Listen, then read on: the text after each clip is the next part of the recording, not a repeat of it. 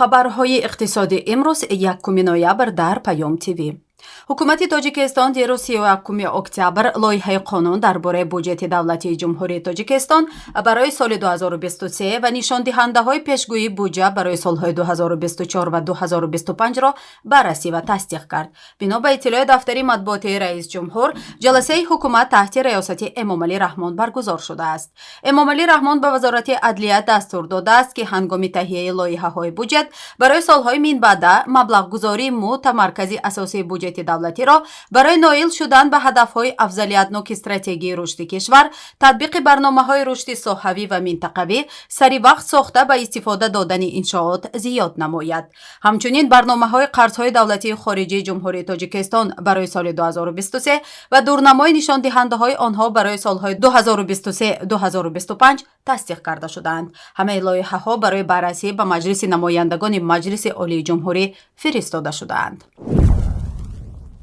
дар бархе аз бозорҳои Тоҷикистон нархи тухм, пиёз ва гӯшти гов қиммат шуда, нархи биринҷ, лӯбиё ва равған арзон шудааст. Бино ба арзёбии барномаи озуқаи ҷаҳонӣ дар 6 бозори Тоҷикистон маълум шудааст, ки нархи тухм дар муқоиса бо ҳафтаи пеш гаронтар шудааст. Як қуттии тухм, ки дар бозорҳои кишвар аз 38 то 42 сомонӣ фурӯхта мешуд, ҳоло ба 48 сомонӣ расидааст. баъзе аз тоҷирон сабабро содироти тухм ба Узбекистон медонанд ва бархе ҳам бар инанд, ки болоравии нарх хусусияти мавсимӣ дорад. Иддаъе ҳам бар инанд, ки воридоти тухм аз Узбекистон ба Тоҷикистон кам шудааст. Ҳамчунин арзиши гӯшт дар баъзе аз фурӯшгоҳҳо каме боло рафтааст. нархи пиёз то 20% боло рафтааст. дар айни замон, бино ба гузориши нави барномаи озуқавории Созмони Милали Муттаҳид, нархи биринҷ, лӯбиё ва равған дар бозорҳои кишвар каме поин рафтааст. арзиши бензин ҳам то 5% арзон шудааст. сабаби арзон шудани маҳсулот ба боварии коршиносони Созмони Милали Муттаҳид афзоиши воридот аз хориҷи кишвар будааст.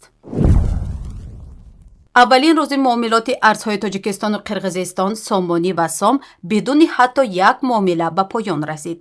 дирӯз 31 октябр, ки ин ду арз ба бурси Москав роҳ ёфтанд, ҳеҷ кас арз хариду фурӯш накард. гуфта мешавад, ширкаткунандагони бозор дархости хариди ин арзҳоро додаанд, аммо пешниҳоди фурӯш вуҷуд надоштааст. ба тахмини ӯ, фурӯшандагон натавонистанд арзро вориди бозор кунанд. Сафия Данец, иқтисоддони аршади Ренессанс Капитал дар Русия ва иттиҳоди давлатҳои мустақил гуфтааст, интизори афзоиши бо суръати ин муомилотро доштан дуруст нест. ба гуфтаи ӯ, иқтисоди Тоҷикистону Қирғизистон бисёр кӯчаканд ва дар додугирифти молӣ нақши асосиро Русия дорад. бинобар ин, ширкаткунандагон тарҷеҳ медиҳанд бо рубл пардохт кунанд.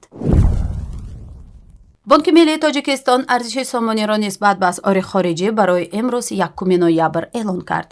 тибқи нишондоди Бонки Миллии Тоҷикистон, арзиши 100 рубли русӣ барои имрӯз 16 сомониву 28 дирам нишон дода шудааст. ин ниҳод қурби миёнаи фурӯши $100 Иёлоти Муттаҳидаи Амрико дар муассисаҳои қарзии Тоҷикистонро 1021 сомониву 48 дирам арзёбӣ кардааст. Бонки Миллӣ қурби миёнаи фурӯши 100 евроро 1011 сомониву 37 дирам арзёбӣ кардааст. нархи тилло барои ҳар унс тилло дар муомилоти субҳи имрӯз миёни бонкҳои Лондон $1640.29 муомила шуд. баҳои ҳар унс тилло дар муомилоти субҳи имрӯз миёни бонкҳои Лондон $1640.29 муомила шуд. нархи нафти хом нархи миёнаи фурӯши ҳар бушка нафти хоми таҳвили моҳи оянда дар биржаҳои Intercontinental Exchange ва Brent Grad Futures London $92.38 муомила шуд. нархи миёнаи ҳар бушка нафти хоми таҳвили моҳи оянда дар биржаҳои New York Mercantile Exchange ва Lightsweight Grad Oil New York $86.18 муомила шуд.